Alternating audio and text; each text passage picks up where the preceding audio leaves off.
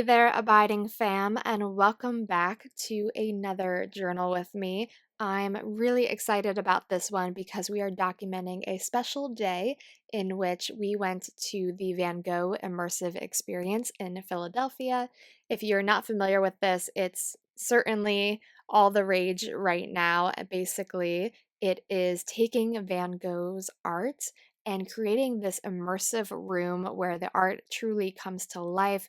It's a digital 360 experience. And as all of the images are moving around you, there's this beautiful soundtrack playing in the background. It was a very relaxing experience to sit in that room, I have to say.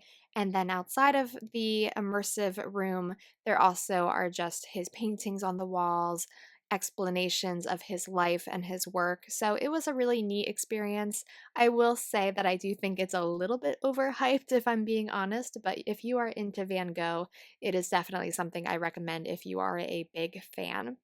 So, this is what we're documenting today, and it didn't feel right to only document this experience with other people's artwork. I felt like I needed to create some of my own artwork and just really tap in to my own inner Van Gogh. So I was very grateful to Paul Rubens for sending me this beautiful set of 50 oil pastels.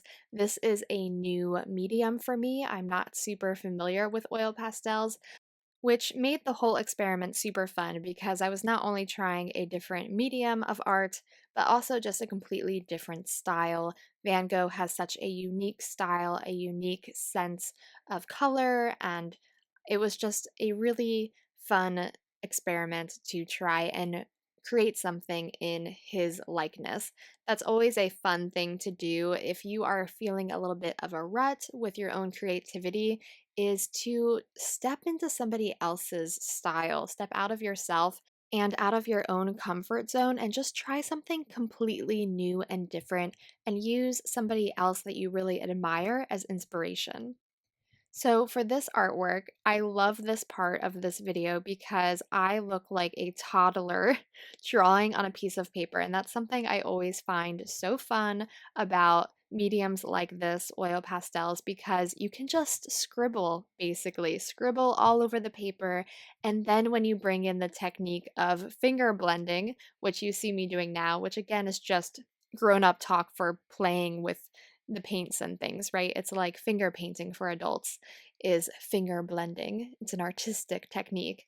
But that's what I'm doing. I'm just then blending all of those scribbles that I've put on. And as you can see, I am intentionally putting the colors in certain places, trying to make certain lines that I'm then blending out so that it does replicate in a way the painting that I'm trying to recreate here, which is the wheat field with cypresses by Van Gogh. But ultimately, I'm just having fun. I'm just putting down color and moving it around with my finger and seeing what happens. And next, I grabbed my palette knife and did another technique that's called sgraffito, and that is Italian for scratch, which is basically just running the little edge of the palette knife or any sharp object really across the oil pastels that you've put down on the paper to lift up some of that pigment and reveal the colors that are underneath of it. And it just adds a really neat texture. And something else I really enjoyed about working with these oil pastels is just the ability to really layer and build up the image that you're creating. As you can see, I'm bringing in some white to create clouds, and I just keep bringing in new colors, adding more detail, more layers to create the final image. And I just had so much fun creating this piece of art. And I really think oil pastels are a great beginner medium in many ways because it kind of forces you to be like a child and not get so bogged down in all of the details being perfect and looking exactly like what you're trying to create. It's much more about the process and the feel and the emotion of the final artwork. And I just think that's such a special lesson that you can learn from oil pastels. So if you are interested in getting your own set to play with, I do have a link down below to these wonderful, super soft, super vibrant. I really enjoyed playing with them. the Paul Rubens oil pastels. So you can check out that link. It would make a great Christmas present as well for an artist in your life. And then because oil pastels don't actually dry, that pigment always stays movable, I decided to just put a layer of sealant over it. In my case, I only had hairspray, so that's what I used, but obviously there are much better oil pastel sealants out there on the market. But if you're in a pinch, the hairspray did work for the purpose of just sticking an artwork into your journal. If it was something really precious that I was trying to hang on a wall, I would certainly never use hairspray to try and seal it. But here is the finished piece that we're going to use in my journal. And then you also saw some of the other fun pieces I have for this journal entry, including, of course, all of my photos that I took on that day and printed out as a nice little collage, and trimmed some of them off as well so that I could move them around the 2 pages that I'm using here. I also kept a little menu from the sushi restaurant that we went to afterwards, and so I cut out the cover of that, which was also very fitting because Van Gogh had a little bit of an infatuation with Japan for a short time in his life. So I thought that that was fitting that we went for sushi, and then this image actually worked very well for this page, given Van Gogh's fascination with Japan. And then I have these wonderful stickers that I got from Stationery Pal. I will have these Van Gogh stickers linked down below if you're interested, of Starry Night, of course, his most iconic painting of all.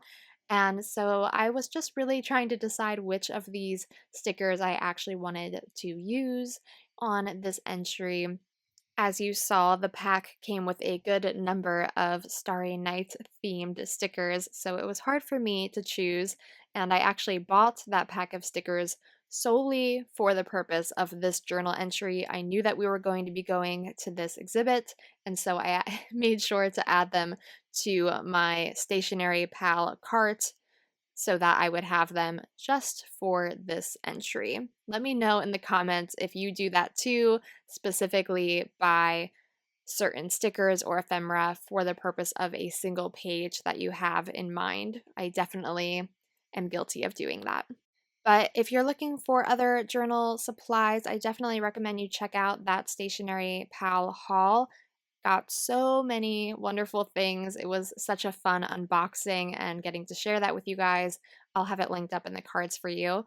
And then I did just take the VIP badge from the Van Gogh exhibit that they gave us because it was so beautiful and obviously represented exactly what it was, the Van Gogh exhibit VIP. Little tag there. So I just put tape on the back of it and stuck it down, and it held just fine. So I was really happy with the way that that looked. And then, of course, it came time to put down our beautiful painting.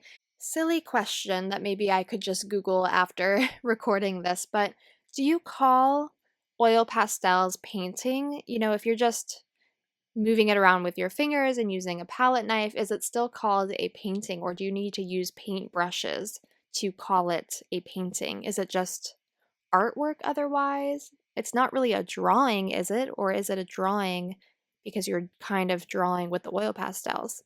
I'm really not sure. I'm curious what your thoughts are on if oil pastels are creating a painting or a drawing or just art. So we're just about done. I did want to originally try and do a little bit of hand lettering saying day trip to Philadelphia, but as you saw, that just was not looking good. I ran out of room. It just did not look good. So I went to plan B, which is to cover it up with something else. And I happen to have this great little piece that I actually cut out from an old calendar that said November, and I just taped that down right over it, and it's like the bad hand lettering never happened. It's great. So when those things happen, you just have to come up with an alternative plan. It's not the end of the world. You don't need to scrap the entire entry because something you did didn't turn out the way you wanted it to. You can always tape something over it, put a sticker over it, white it out, put an arrow to it saying, whoops, that was a mistake, whatever you need to do. But happy accidents, they happen. It's okay. And then I just finished, of course, with a little bit of journaling, and I used my new pen, which I've really been enjoying to do my journaling, which is the Sarasa Dry Drift Grip 0.4 pen with the blue body. I also got this from Stationery Pal, and it is so, so wonderful. If you are left-handed, it dries so quickly. I highly, highly recommend this pen. So that, my friends, is the finished entry. I was really, really happy with how it turned out. It was exactly what I was envisioning when I thought about wanting to create artwork for the entry, which I highly recommend doing, whether you consider yourself artistic or not, especially if you're documenting a day like going to an exhibit or a museum. It's so special to then try and create a piece that you saw there or just try the style of an artist. It can be a really special addition to your journal. So I hope that you found this video inspiring. I hope you enjoyed seeing me use a new medium in the Paul Rubens oil pastels. Like I said, I have them linked down below. And as always, I hope that you like and subscribe and comment so that we can interact as one big abiding fam. And I'll look forward to seeing you all in the next one. Until then, keep exploring your abiding creativity and document a life abiding in faith, hope, and love.